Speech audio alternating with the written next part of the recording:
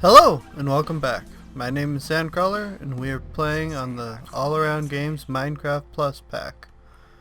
And I lied last time. I said we were going to start a house. Well, things changed and we're going to be working over here at spawn.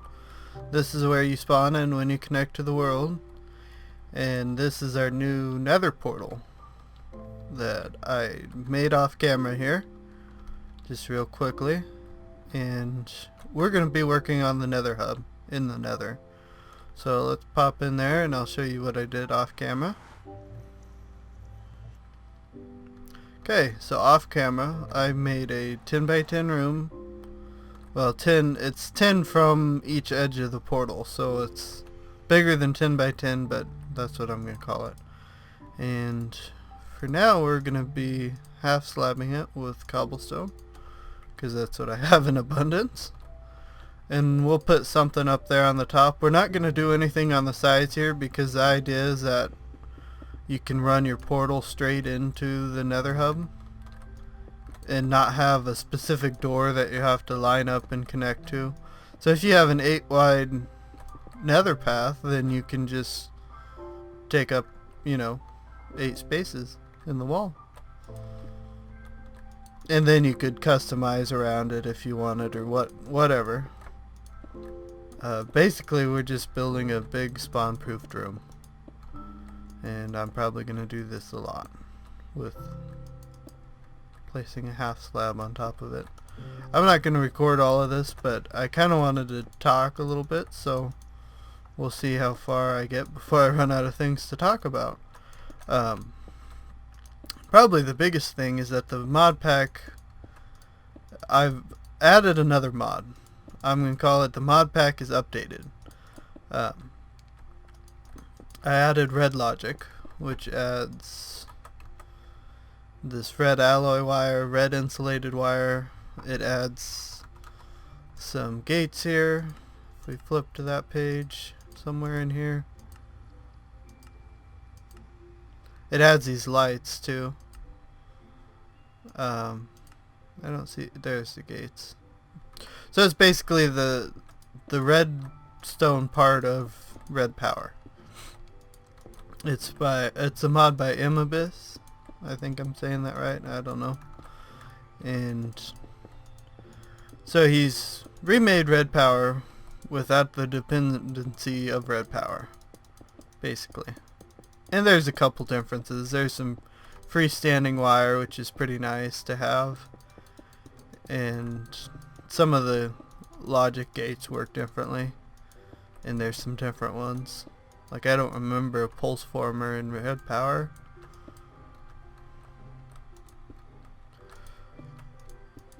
And the other big news is that I've added the mod pack to the Tekkit launcher, and so that's where you can download it and play it from now. The IP is still the same, mods.allaroundgames.net,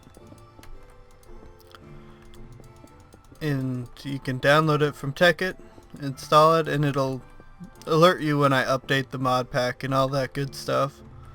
So it adds a lot of functionality that was lacking.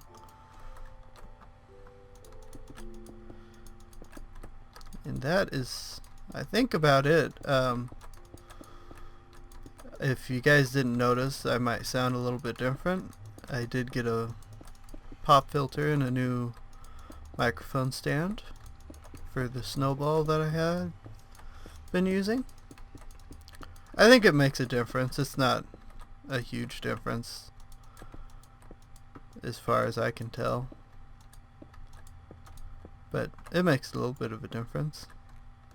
When you do a deliberate sound, which I'm not going to do because it's an annoying sound, but you can really tell that the pop filter actually does something when you do it with the pop filter in place and without it. So that's the only way I know it's doing anything. Generally you don't make big popping sounds when you talk anyways, so, or at least I don't. Make some more slabs.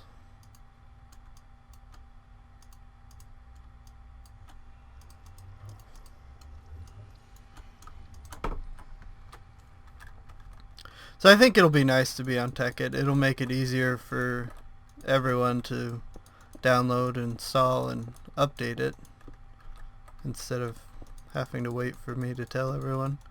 It's updated, you'll just get a notification, or it'll just update, I think, by default. The only problem with Tekkit right now is that it does not support 1.6 yet, because of how Minecraft changed how the launcher works. So it got harder for these mod packs and launchers to update. They had to rewrite a lot of code, and Tekkit's not there yet. I think they're working on it, although I never found confirmation of that. But I'm gonna assume they're working on it. Right now, we're waiting on one mod to be updated to 1.6 anyways before we can update.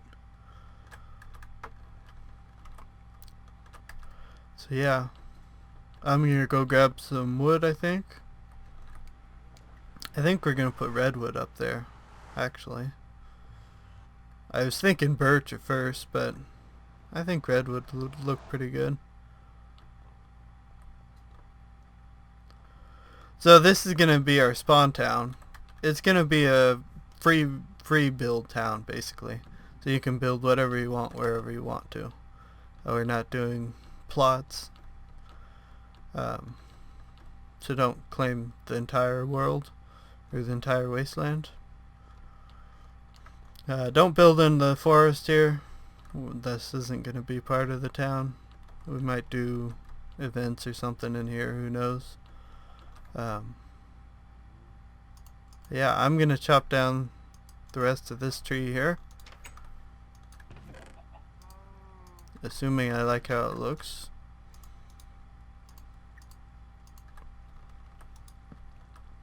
Yeah, I can see that. That'll work.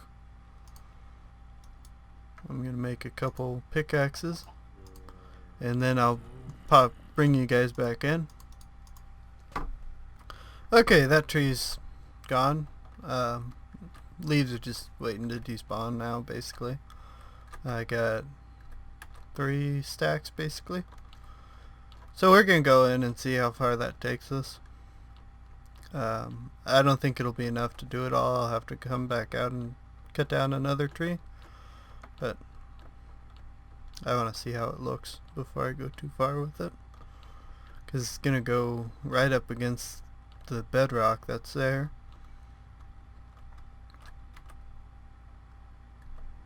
Then the next step is to connect my nether portals, which I have the red rock one there.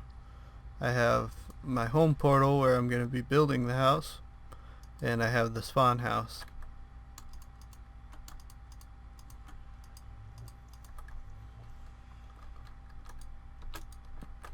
If we jump up there, we can place it.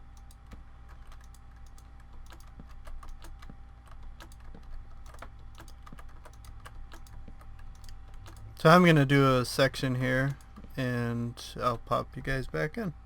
Okay, here we are. So I like it quite a bit, actually. I think it'll look good when it's completed.